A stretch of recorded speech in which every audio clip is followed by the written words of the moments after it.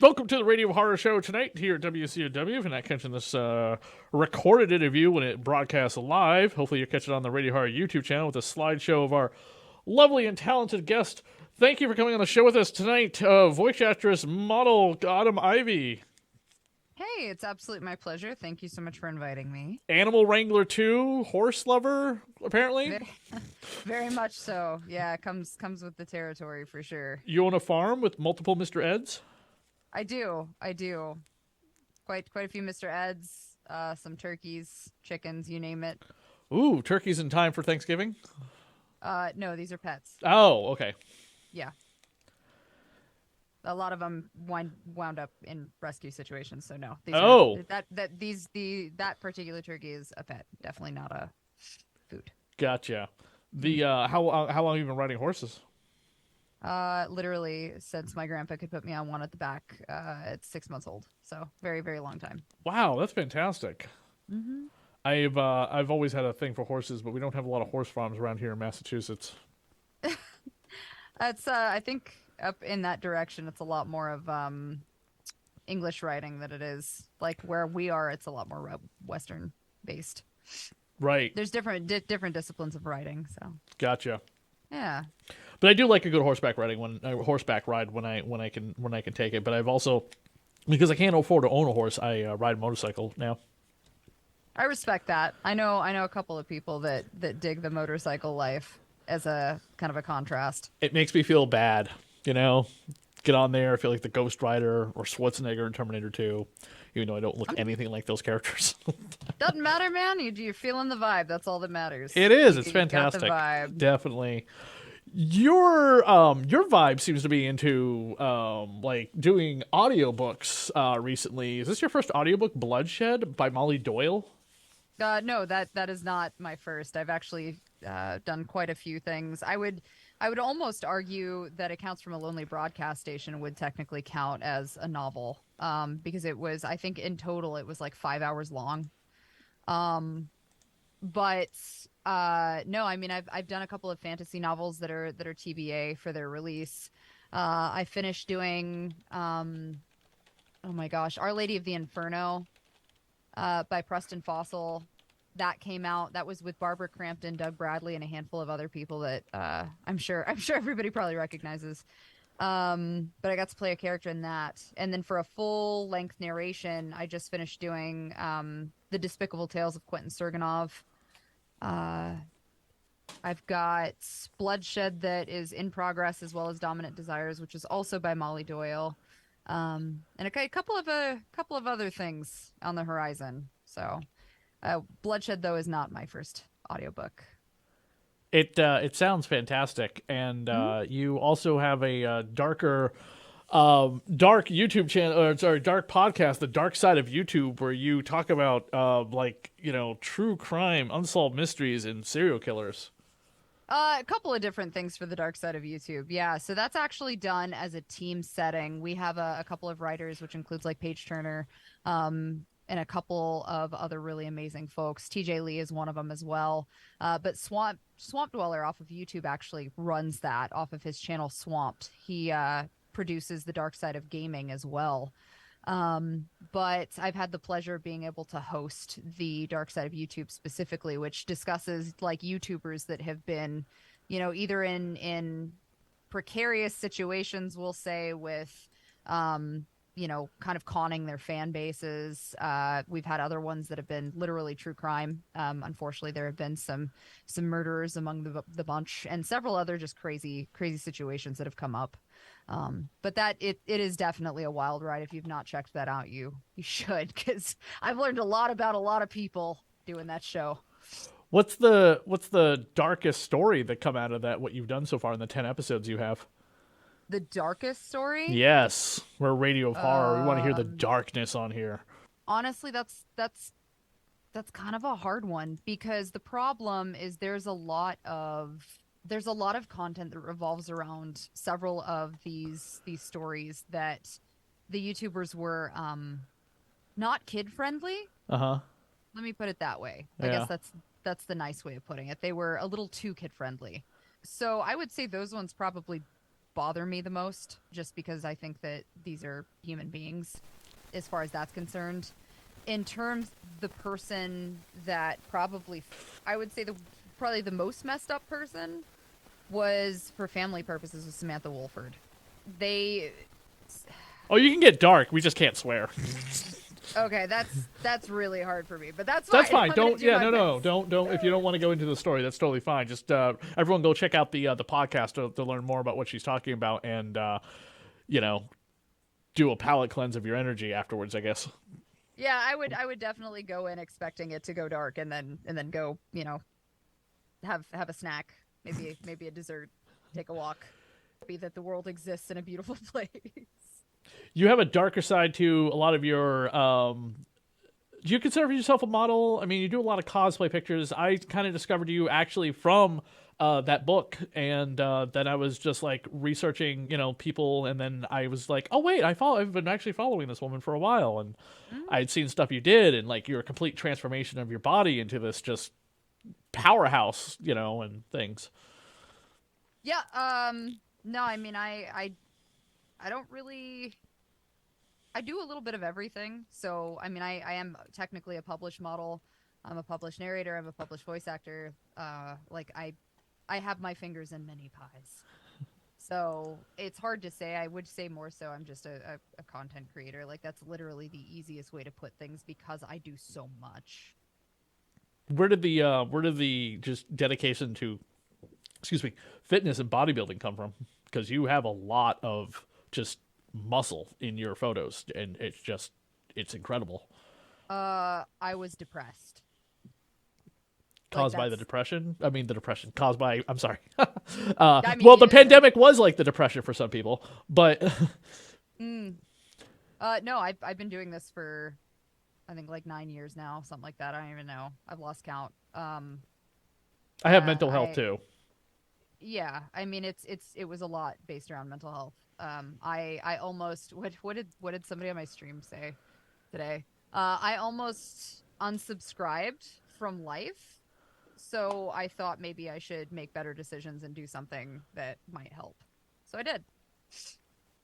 And I got super obsessed with, trying to focus on the things that I could control versus the things that I couldn't control. And fitness became one of those things. And I realized that I could help other people kind of realize that there are things that, we just have to accept as they are. And then there are things that we don't have to accept. But it's the things that we don't have to accept that keeps us moving forward. You find your own way to crawl out of like just the darkness and stuff. Right. I have a friend who falls back and forth on it quite often, and I don't know how to help her. Unfortunately, I think that there are instances where a lot of people get really, really bent on the idea of trying to help someone else out of it. And the reality of the situation is that you can be a hand there to, to support them, to brace them, but they have to make the decision to stand up and move their feet. You can't make that decision for them. And as easy as it would be for us to, fall into someone else and say, hey, carry me for a while, I'm tired. If we drug ourselves along with that person and use them as a support system constantly, eventually, one, that person is going to get exhausted. And as badly as they may want to help, there's not much they can do in their own life to focus on the things going on for themselves. Mm-hmm. And I think it's really important to acknowledge that there is some responsibility when it comes to, dealing with mental health and some of our positions where, help is there for us, but we also have a responsibility to make the correct decisions to use those tools that we are given in the toolbox to further ourselves away from certain behaviors and to eventually maybe not necessarily heal completely, but definitely get better about the decisions that we make when it comes to certain trigger events or things like that. Is any of this tied into like your just incredible amount of body art that you have? Yeah, it is actually. What was your first tattoo? My first tattoo is a little symbol that is on the left side of my hip. It's like a little. I would call it a spiral. It's kind of hard to explain, but I was drawing it in art, in every art piece that I did when I was little, and so that was my first tattoo when I was 17. Do you know how many you have now? I think I'm in the 60s. I don't know, actually. I'm definitely above 50, I think, last time I counted. Fantastic. This is all the same artist? No, a couple of them are different artists. Unfortunately, I had one artist that passed away. Oh. So, but he did two of my tattoos and started a third, and then I've had a handful of other various artists from there.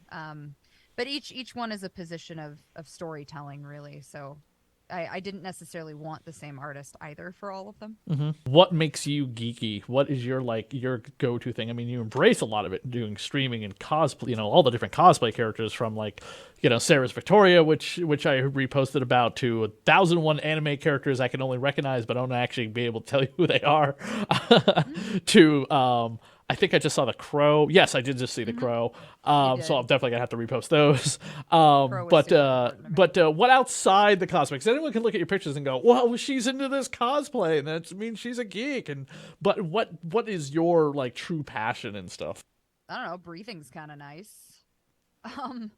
No, it's hard to put my finger on just one thing. Like when I say that I really enjoy various stuff, like I enjoy gaming, I enjoy horror films, I enjoy a lot of things. But to say that I have something that's a favorite that ignites my passion is really difficult. Like I think I own 4 or 5 of the Deadpool omnibuses.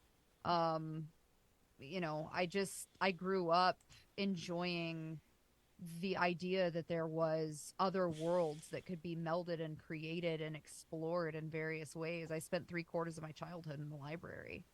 So, being able to explore other worlds was a huge facet of growing up, especially because I wasn't super social, it wasn't my thing. And I very much enjoyed learning a lot and just generally creating worlds myself as well, and being able to see things translated into manga or anime or American comics or graphic novels, as well as video games, it was just really cool. We didn't have a lot of money growing up, so I kind of had to piggyback off of things that other kids had. Or like my stepbrother was super into anime when I was really, really young, or my stepbrother at the time. Obviously nobody's married to anybody anymore, so it doesn't matter. But back then, my stepbrother was super into anime, and one of my very first was Princess Mononoke, for big time film style animes. So otherwise, Outlaw Star was my Studio Ghibli just released a baby Yoda Grogu little short on Disney Plus. Yeah, I heard about that, and it was Ghibli's involvement with that. I meant to check it out. I just have not had the pleasure yet. It's a really quick one, so you don't have to worry about it being an episode of Andor or something. Okay. All right, I'll have to keep that in mind. It's very cute, very adorable. And I was expecting something else, but then I forgot it was Studio Ghibli, and I was just like, okay, this is cute. This is a little teaser for March when this thing returns with The Mandalorian. Yeah. And Disney will crash. Disney Plus will crash in March. I don't know what time period you were a child and a teenager, so I don't want to age you, but I'll tell you about myself. In the 80s and 90s, we did not have the ability to go into the public library like it is today and find shelves of graphic novels and manga everywhere.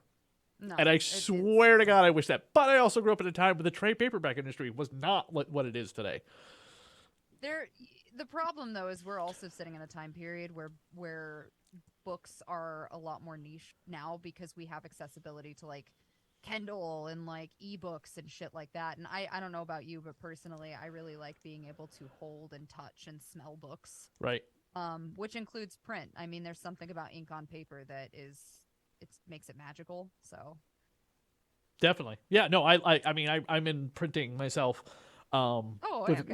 I have graphic novels and comic books. I have a new comic book coming out. It's about a female demonic detective that's a succubus. She drinks and smokes. She's like Eddie Valiant. I mean, not look like him, because I want her to look sexy and hot.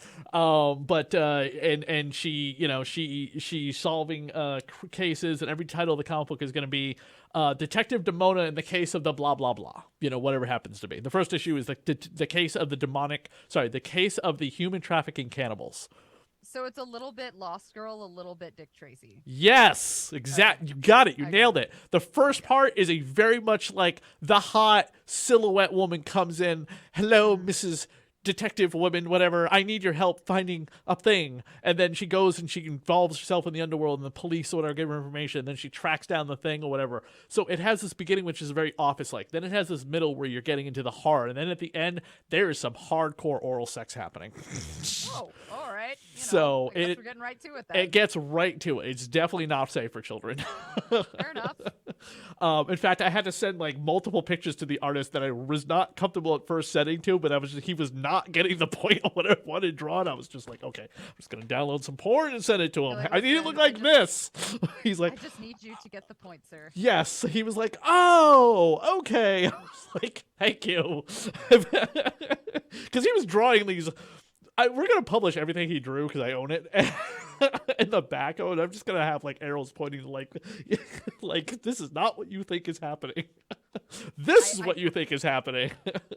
But I promise in italicized phrasing. Yes, yeah. So it's gonna be like a 16-page comic book, and then the last 16 pages of the comic are gonna be like all of his like corrected, like like the outline stuff or whatever. So there'll be a couple really funny things in there that'll be like. That after you've read the main story, you'll look at the outlines and go, I mean, I read what I read, but this looks more horrifying. I can vibe with that. I respect it. And then I also have a graphic novel, prose novel, and comic book, and now anthology book where we gender swap the cast of Dracula. Oh, that's cool. Yes. Vlada, a Dracula tale. The whole cast of Dracula. The entire cast that you're familiar with is completely gender flipped. So it kind of rolls a little bit like Carmilla, but now we've got Jonathan Harker to worry about. Yes, but now called Janice Harker, and it's three grooms instead of 3 brides. Somebody asked me, there's only been 2 complaints about it. One's not really much a complaint. Neither one are actually real complaints. One, it was like, I don't know when it takes place. The other one was, there's no need for any gay representation in your book because of what you're doing. But at the same time, it didn't feel like you needed to do that just to put something in there. And I was like, is that a complaint? No, it's just more of an observation. And I was just like, oh, okay, thanks. And this was somebody who read it who works at GLAAD. So, okay. Because they wanted to like submit it for something. But I'm not, and I'm 100% straight, it wasn't going to qualify for any kind of like thing. Huh.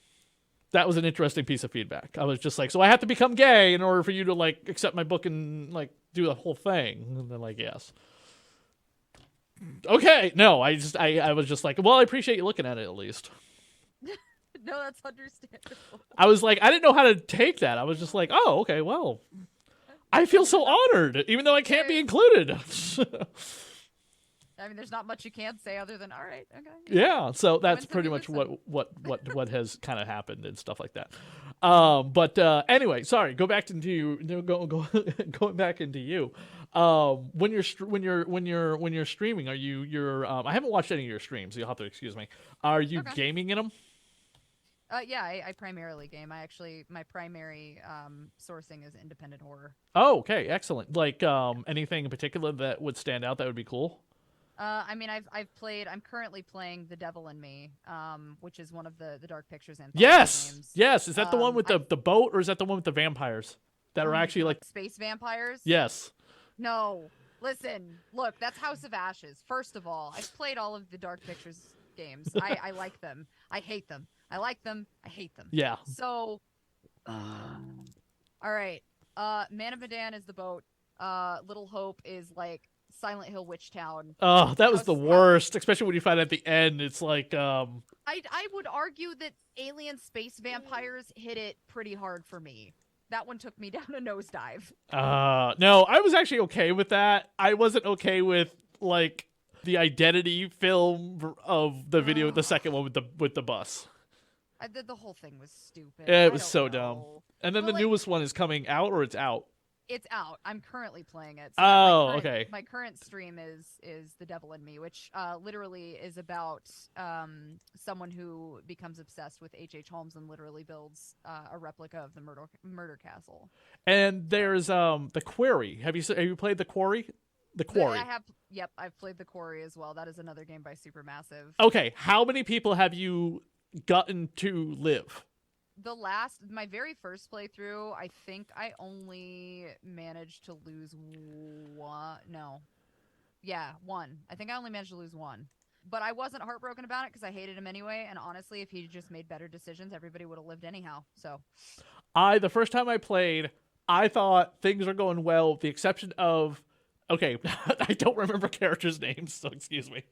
you're good. But okay, so really hot blonde who jumps in the water and tells Guy that she slept with through the summer and then broke it off. It was just like, it was like a summer fling. She died. She got killed by a werewolf. I will honestly accept that death because I could not stand her. I hated her too. Okay, good. We're on the same page. Then my anger got the best of me because I kind of fell in love with the two characters at the very beginning, and the one who loses her eye becomes a werewolf. I decided to let Sam Raimi's brother die and shoot him, which effed up later on sequences in the game that I found out that you don't want to do that. You want to help. You want to be good with this guy because he will help you later on, even though he's coming across like an SOB right now.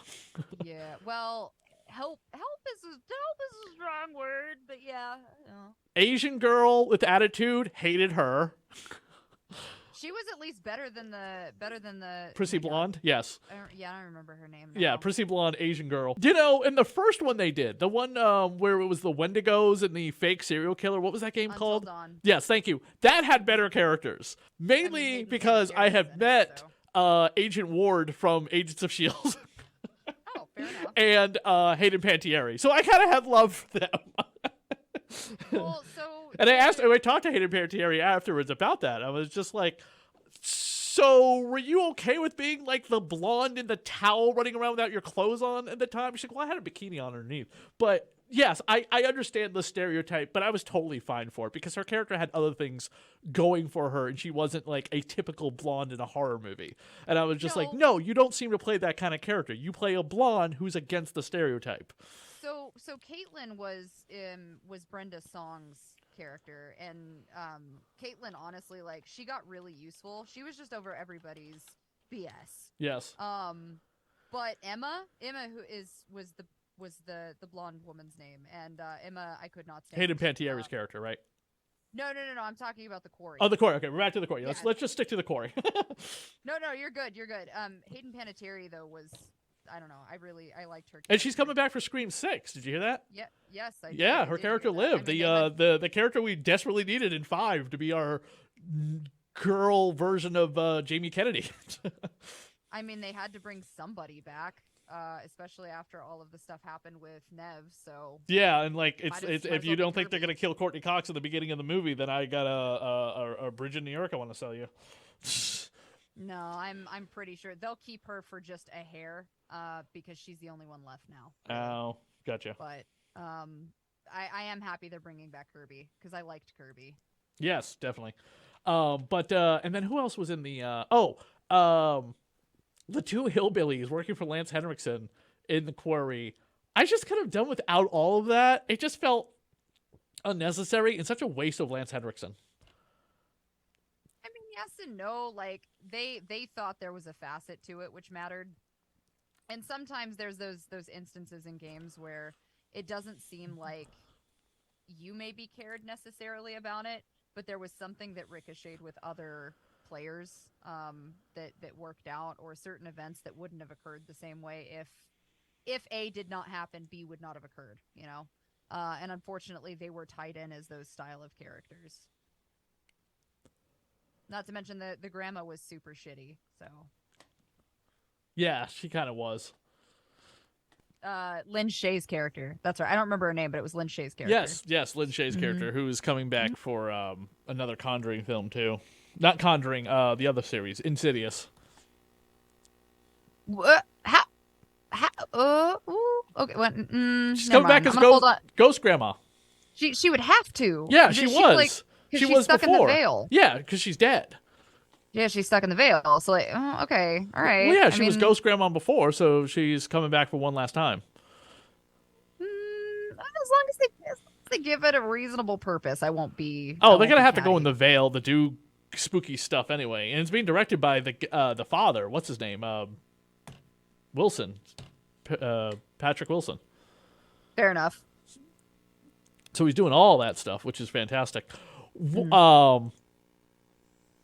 Has any of your cosplay been on the cover of comics? I thought I saw Red Sonja and I was trying to find it, and then I wasn't Yep. sure if I was misremembering because I work with cosplayers that are on the cover of Red Sonja and Vampirella, so maybe my mind is just jumbled of Nope. beautiful people on the cover of comic books.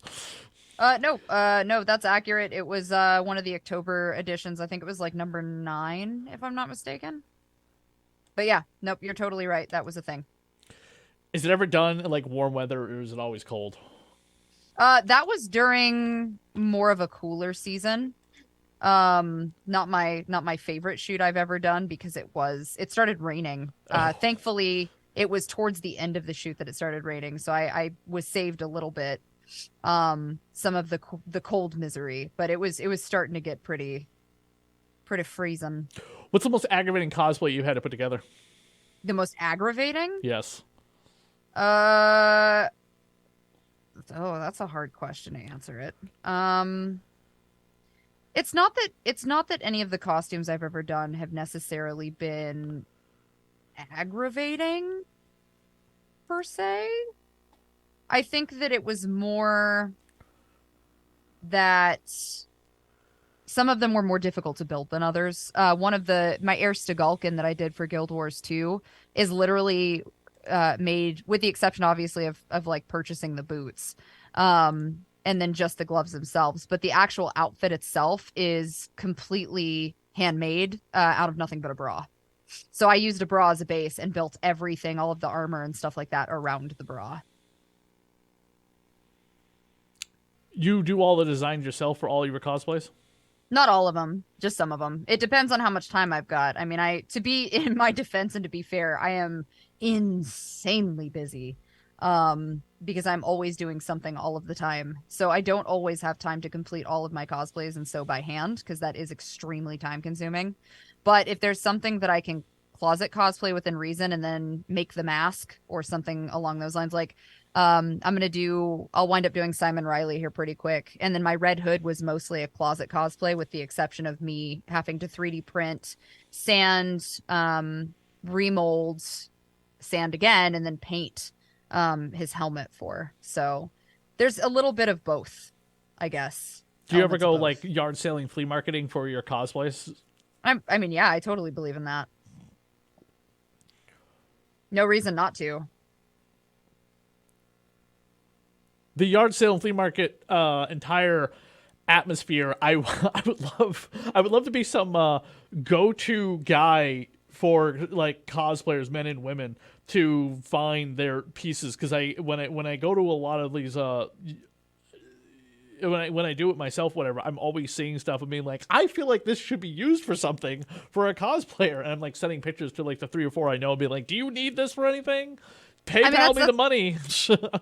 That's kind of how it goes. And honestly, that actually is super useful. Like, you'll see something and be like, oh, that could be this. Or like, I don't know. I saved like a piping off of an old fence that the gentleman we purchased the house from left a bunch of like questionable garbage. But it turned out that a lot of that questionable garbage was actually extremely useful items to be repurposed for, various things. So instead of just trashing it or any skeletons in the walls or anything? I don't know. There might be. I think his wife died here, but oh my. I respect him. He's a good guy. His wife was a good person from what I've gathered, considering the house was pretty haunted for the first week we lived here until we apologized to her. I've stepped into places that are haunted. I don't ever have any kind of like thing happen to me, which is funny because I do a podcast called Supernatural Creatures and Lore, but it's mostly tied to like the Sam and Dean Winchester show. Okay. Do you believe in the supernatural?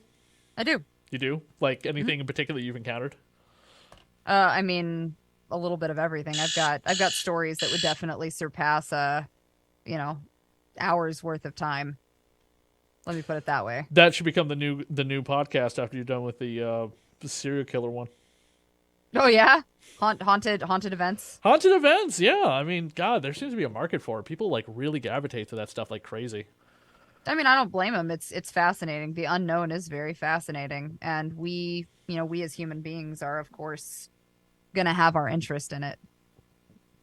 How are your fans like a lot of times. I saw you when you have posted stuff in the more boudoir, what's the word I'm looking for? Boudoir. Boudoir. Thank you. Mhm. You being like, I will cut an MFer down if you post anything disgusting or inconsiderate. And do people still do it? And how do you like handle the reactions? Because I'm assuming even on streaming as a woman, people are just terrible.